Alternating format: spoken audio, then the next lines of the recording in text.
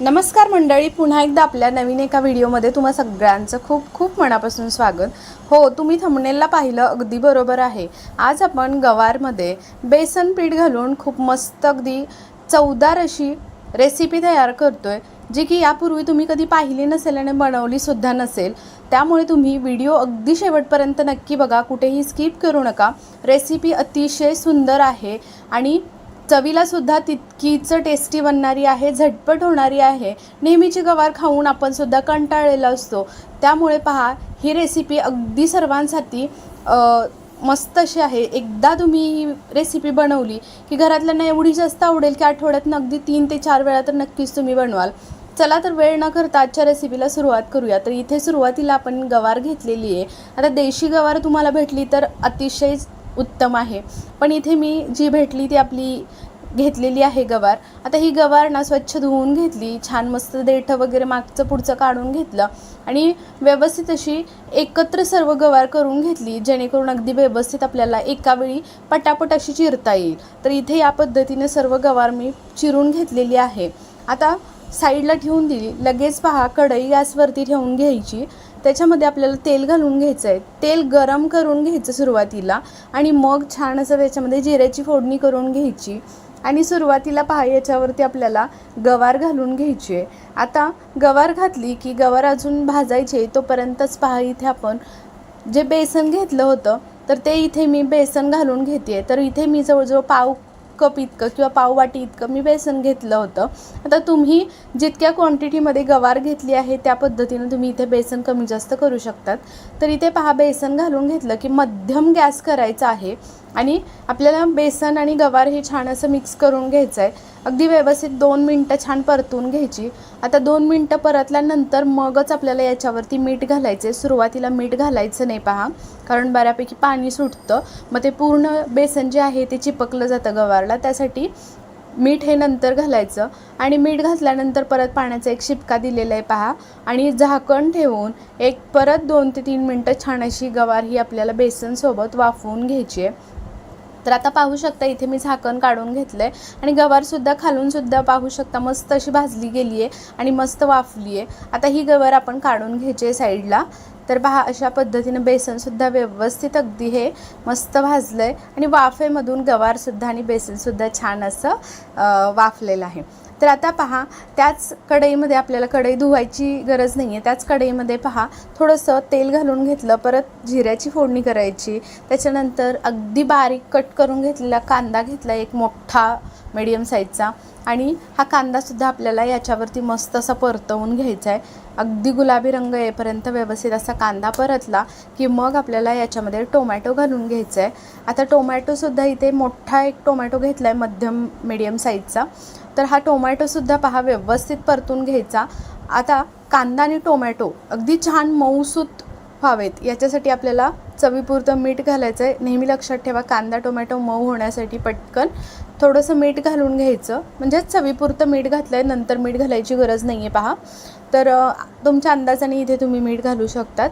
तर इथे आता छान अगदी मऊसूत कांदा टोमॅटो परतून घेतले. आता काही मसाले घालायचे आहेत. तर त्याच्यामध्ये हळद पावडर अर्धा चम्मच, धणा पावडर घातलेली आहे अर्धा चम्मच इतकी. त्याच्यानंतर इथे मी कांदा लसूण मसाला वापरला आहे, 1.5 चम्मच इतका वापरला आहे. मस्त अगदी झणझणीत आपली ही रेसिपी तयार होते. त्याच्यानंतर इथे गरम मसाला वापरला आहे. आता इथे बेसिकच मसाले वापरले आहेत, एक्स्ट्राचा कोणताही मसाला इथे वापरलेला नाही किंवा आपल्याला एक्स्ट्रा काहीही वापरायची गरज नाही आहे. तर इथे पाहू शकता, मस्त अगदी व्यवस्थित तेल सुटेपर्यंत मसाले परतून घ्यायचे. आता ना याच्यामध्ये आपल्याला थोडंसं ना दही घालायचं आहे. आता दही तुम्ही फेटून जरी घातलं तरीही चालेल किंवा मग गॅसची फ्लेम पूर्णपणे लो करा किंवा गॅस बंद करा आणि मग दही घाला. आणि इथे पाहू शकता 2 चम्मच इतकं दही घातलं. गॅसची फ्लेम मी इथे लोच ठेवलेली आहे. गॅसची फ्लेम जर तुम्ही वाढवली तर दही जे घातलेलं आहे ते फाटू शकतं, मग तितकीशी टेस्ट छान येणार नाही आणि बनणारा जो आपली ही रेसिपी आहे तीसुद्धा इतकीशी दिसायलासुद्धा खूप म्हणजे चांगली वाटणार नाही. तर त्यासाठी काय करायचं, गॅसची फ्लेम लोच ठेवायची आणि मग दही घालायचं. दही घातल्यानंतर पहा, थोडंसं पाणी घालून व्यवस्थित असं अगदी तेल सुटेपर्यंत सर्व मसाला व्यवस्थित परतवून घ्यायचा आणि त्याच्यानंतरच आपल्याला ही जी गवार बेसनवाली आहे तर ती याच्यामध्ये घालून घ्यायची आहे. पहा, व्यवस्थित मिक्स करून घ्यायची आणि मग गरजे इतकं तुम्ही याच्यामध्ये पाणी टाकू शकता, किंवा तुम्हाला जर इथे गरम पाणी वापरायचं, शक्यतो गरम पाणी वापरलं तरी उत्तमच, कारण भाजीला तितकासा कलर खूप छान येतो पहा.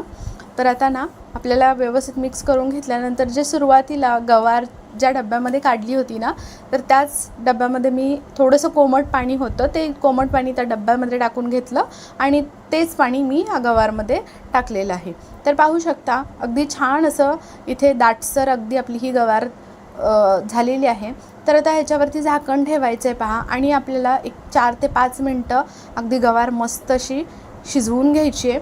बऱ्यापैकी आपली शिजलेलीच आहे, वाफलेली आहे सुरुवातीला, पण एक 3 ते 4 मिनटं बेसनसुद्धा आहे, बेसनचा कच्चापणा पूर्ण जायला हवा, त्याच्यासाठी आपल्याला एक 4-5 मिनटं मस्त अशी ही शिजवून घ्यायची. आणि पाहू शकता इथे खूप मस्त अगदी दाटसर इथे आपली ही बेसनवाली गवार तयार झालेली आहे. खायला म्हणाल तर एवढी अप्रतिम लागते ना, म्हणजे बोलतानासुद्धा माझ्या तोंडाला पाणी सुटतं आहे. खायलासुद्धा बघायला कुठे कढईमध्ये शिल्लक राहिली नाही, एवढी टेस्टी झाली होती. एकाच वेळी सगळी ही भाजी संपून गेली. अगदी तुम्ही ही गरम गरम भातासोबत, भाकरीसोबत, चपातीसोबत एन्जॉय करू शकता. एक नंबर लागते. एकदा या पद्धतीनं माझ्या ना बेसनवाली ही गवार नक्की बनवून पहा. नेहमीची गवार आपण बनवतोच, पण काहीतरी वेगळं, आणि चवीलासुद्धा एवढी टेस्टी लागते की आठवड्यातनं घरातलेसुद्धा म्हणतील की 3-4 वेळा नक्कीच ही गवार बनवू म्हणून बेसनवाली. तर तुम्हीसुद्धा एकदा नक्की बनवा. रेसिपी कशी वाटली मला कमेंट करून सांगा. आणि हो, रेसिपी आपली जर आवडली असेल ना तुम्हाला, तर जास्तीत जास्त लोकांपर्यंत आपली ही रेसिपी शेअर करा. आपले व्हिडिओ तुम्ही संपूर्ण पाहता, छान छान कमेंट करून सांगता, त्याबद्दल खरंच खूप मनापासून धन्यवाद.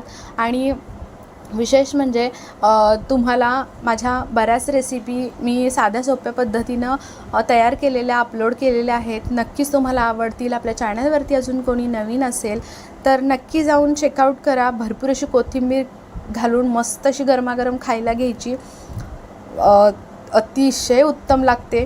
तर नक्की एक वेळा सगळ्या रेसिपी चेकआउट करा. रेसिपी तुम्हाला आवडतील याची मला खात्री आहे. रेसिपी आवडली तर नक्की चॅनलला सबस्क्राईब करा आणि त्याच्या पुढील बेल आयकॉन प्रेस करा, म्हणजे जेव्हा कधी मी माझे व्हिडिओज अपलोड करेन तेव्हा सगळ्यात पहिल्यांदा ते व्हिडिओ तुमच्यापर्यंत पोहोचतील. माझे कोणतेही व्हिडिओ तुम्ही स्किप करणार नाही. आशा करते तुम्हाला माझी आजची ही रेसिपीसुद्धा आवडली असेल. तर चला मग उद्या पुन्हा अशाच एका छान आणि जबरदस्त रेसिपीसोबत भेटूयात. तोपर्यंत बाय बाय.